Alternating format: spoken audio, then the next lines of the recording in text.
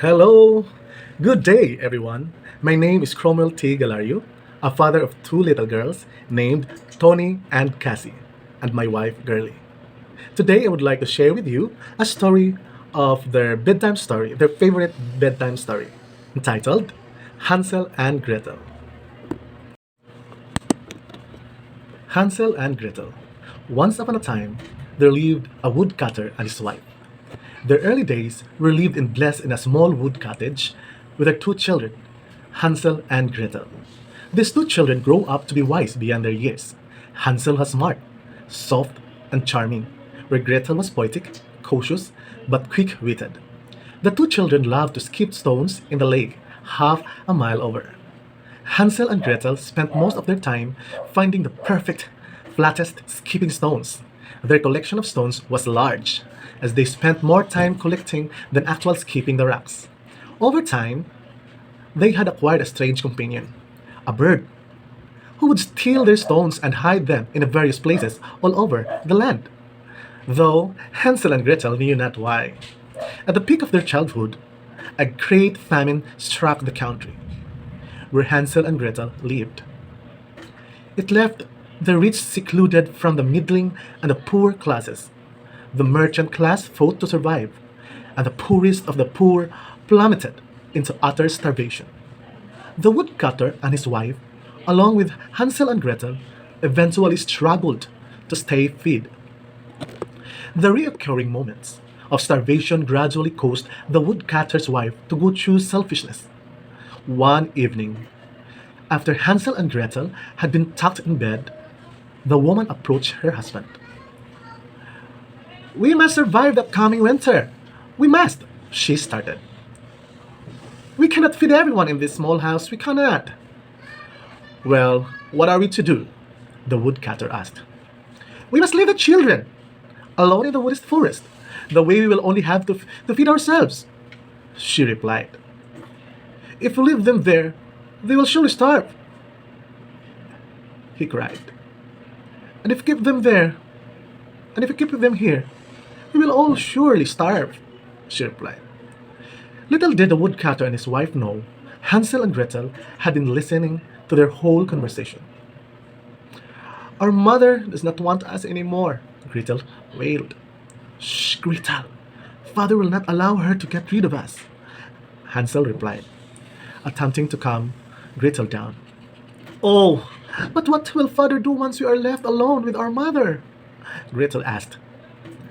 "I think it through," he replied. Now, Hansel was very smart. His plans of action were always calculated and efficient. The next day, before they were ordered to start on the household chores, Hansel ran half a mile down to the lake. He gathered dozens of skipping stones. When he returned home, Hansel could see his mother and sister were packing up for what looked like a normal journey into the woods. Though Hansel ran half a mile, though Hansel knew that this time their mother had different plans for them. He held his sack of skipping stones tight as he approached his mother. "Times are tough, my dear children. We must venture into the forest to help your father with his work," she declared.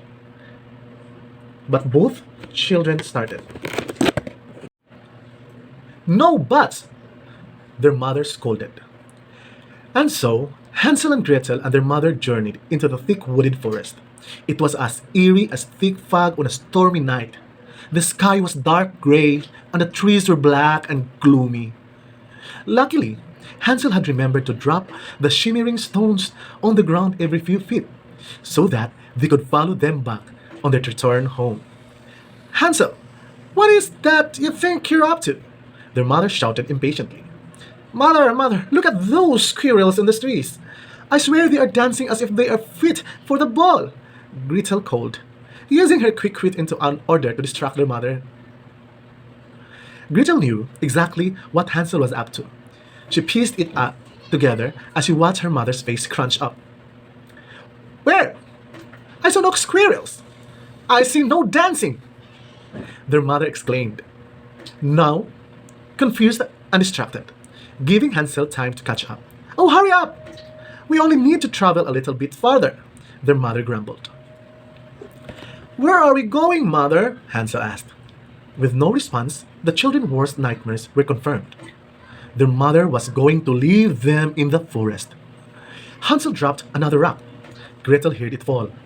They traveled for a while, Hansel occasionally dropping stones, until they reached a small clearing. Their mad mother ordered Hansel and Gretel to sit on a dead log. I am going to gather woods. Stay here, and I will come back for you shortly, she lied. The children stayed seated reluctantly. They waited and waited and waited, but their mother never returns for them. Hansel began to worry for their safety. He cried to Gretel, "But if we are attacked or eaten? What about wolves, bears, cougars, raccoons? Gretel, oh Gretel, what are we to do?" "I will fill it out," she replied. Getting up from the dead log, she took Hansel's hand, and the two followed his trail of stones. Their flat surfaces shimmered in the moonlight night. Hansel and Gretel finally arrived back home at the break of dawn.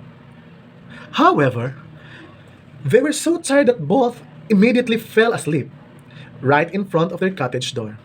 They awoke tucked in their beds to the sounds of the woodcutter and his wife arguing. "How could you leave our beloved children in the forest all alone?" They heard their father ask sadly. "We will. We will all starve if they stay here. There are too many mouths and not enough food. It is the only way," she replied. Now Hansel and Gretel surely knew their luck was over. Hansel to think of a way to get the two of them out of this mess. He looked all over in search of their skipping rocks. Since they were nowhere to be found, Hansel figured the mischievous bird had stolen them all. Hopeless, Hansel and Gretel went back to their beds and waited for their mother to come and take them to the forest. Sure enough, the woodcutter's wife made her way up to their room to retrieve them. She ordered Hansel into his walking boots and Gretel into her washing clothes. Off they went once more. Before they left, however, the woodcutter secretly slipped Hansel a small loaf of bread. Hansel saw the look of despair on his dear father's face. Hansel slipped the bread in his pocket, crushing it into the mostly crumbs, and sadly followed behind his mother and beloved sister. Every few feet, he dropped these breadcrumbs on the ground. Soon their mother grew suspicious of Hansel. "Hansel, what is that you think you're up to?" she shouted. Gretel, hearing this, quickly came up with a way to distract their mother. Mother, a wild forest fairy just flew into your hair!" Panicked, Hansel and Gretel's mother began to shake and squirm. She disheveled her hair and screeched with fear. This gave Hansel time to catch up. "You children will be the death of me. Hurry along now," their mother grumbled. They traveled for a few more miles until they came to a very small clearing, even smaller than the previous. "I am going to find a good place to chop wood. Both of you stay put. I will come back for you shortly," she commanded and declared. So the children waited and waited and waited, but their mother never returned for them. Hansel offered Gretel what little bread was left. "This is not what you have been dropping on the ground," Gretel remembered. "I dropped most of our skipping stones last time. Mother led us down a different route today, and that stupid bird must have stolen all of those stones. The breadcrumbs will be here in the morning, and we can follow them on our return home," Hansel replied. "In the morning?" "Hansel, I will not stay here overnight," Gretel stated. Then, thinking about Hansel's panic last night, Gretel began. "What about wolves? What about... Okay, no wolves! Bears, cougars, raccoons, muskrats, and squirrels will get us. Let's just promise we will get out of here," Hansel said, interrupting his sister.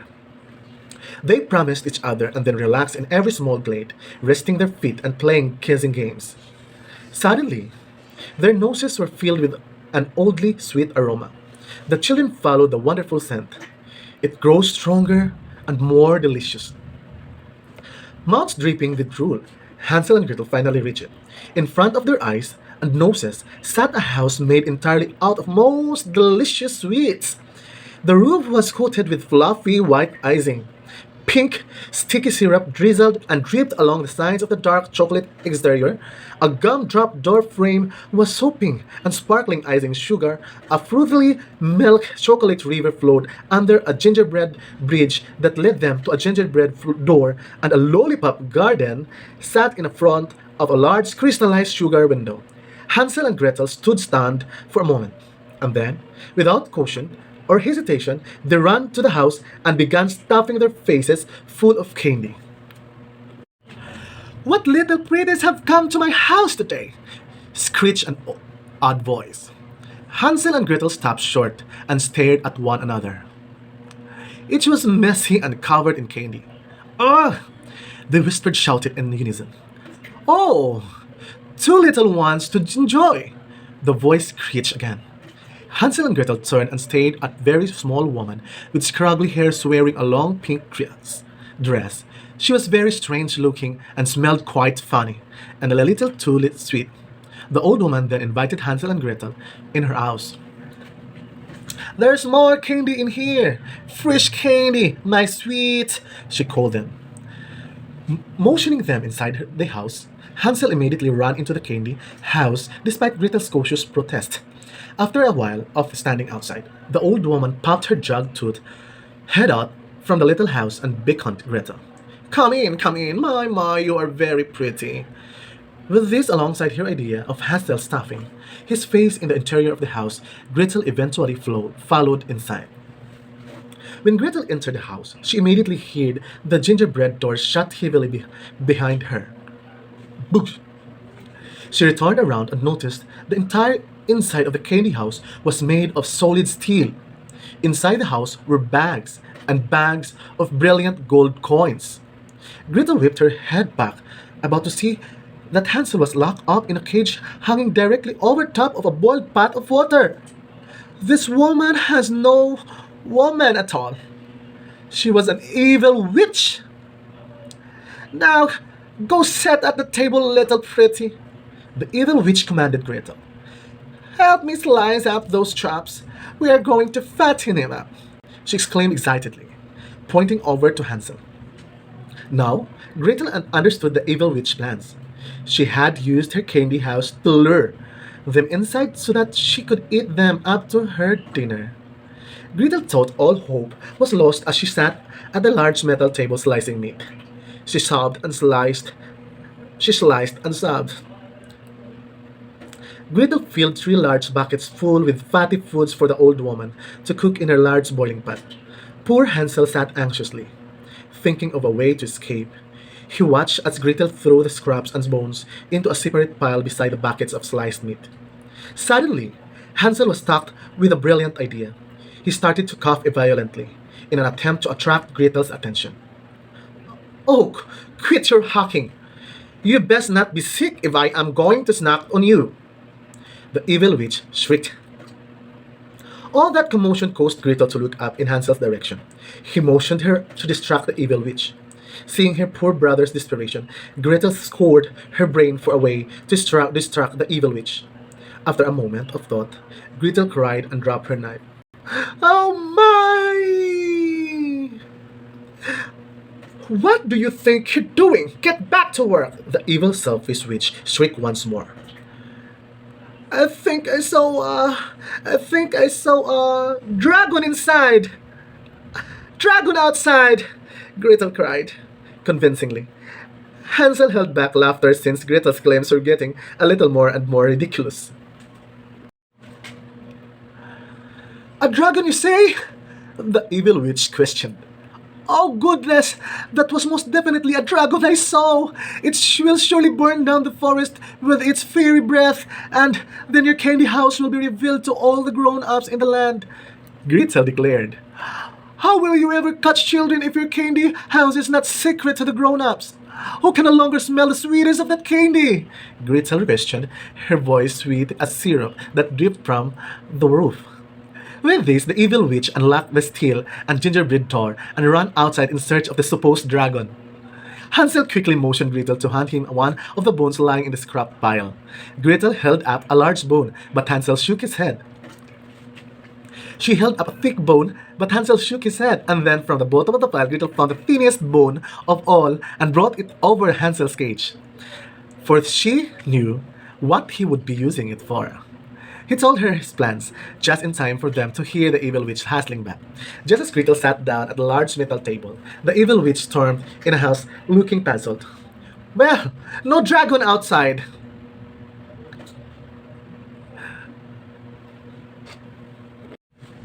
Not even the tip of a tail or smell of smoke, she exclaimed. Perhaps he smelt you coming, Gretel replied, frankly, continuing to slice the chops. Dragons have a sharp sense of smell, you know, she said curtly. Shop larger. The larger the better, little pretty, the evil witch demanded, closing the steel door, but forgetting to lock it. As the evil witch focused on Gretel's slicing, Hansel quietly maneuvered the thin bone around in the keyhole of this cage.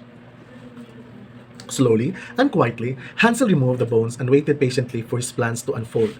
Once Gretel had finished her slicing, the evil witch walked it over to the pot located directly underneath Hansel.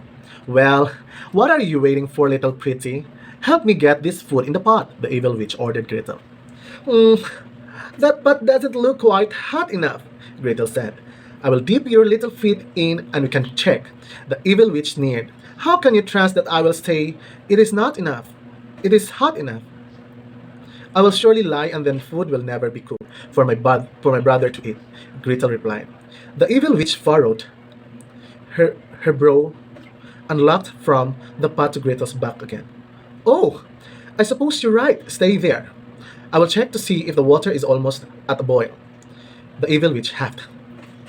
Gretel remained behind as the evil witch approached the pot. Gretel waited for the Hansel signal. Just as the evil selfish witch brought the tip of her long, crooked nose to the boiling water, Hansel kicked this cage door open. This gave Gretel the signal to push the evil witch into the boiling pot of the water. The evil witch toppled over into the pot just in time for Hansel to land right on her head. Avoiding the hot water beneath his feet, the heat from the water melted the old witch into sweet, gooey syrup. The children ran out the house once they had gathered the sacks of gold that the evil witch had stolen over the years from the other children that came by her candy house. Hansel and Gretel followed the path from which they first smelled the candy until they reached the very small glade where Hansel had last dropped breadcrumbs. However, the children found that their breadcrumbs had been eaten and replaced by their favorite stolen skipping stones by none other than the rascal bird that had stolen them. The bird chirped happily as it finished its last breadcrumbs. Apparently, the bird had been hungry too. Hansel and Gretel gathered their skipping stones in the bags of gold and made their way home. When they arrived, they ran into an embrace of their father, who had become a widowed man after their mother had, ironically, died from food poisoning. Their father welcomed them home and apologized for letting their mother's selfishness overcome him. They took care of him with pity until his death from a slower, more subtle, and unfortunately more painful food poisoning shortly after. The two siblings lived in happiness together for the rest of their days, sharing their newfound wealth with the land and, of course, skipping stones in the lake half a mile over while feeding their naughty bird breadcrumbs. The end. Thank you for listening. Good day.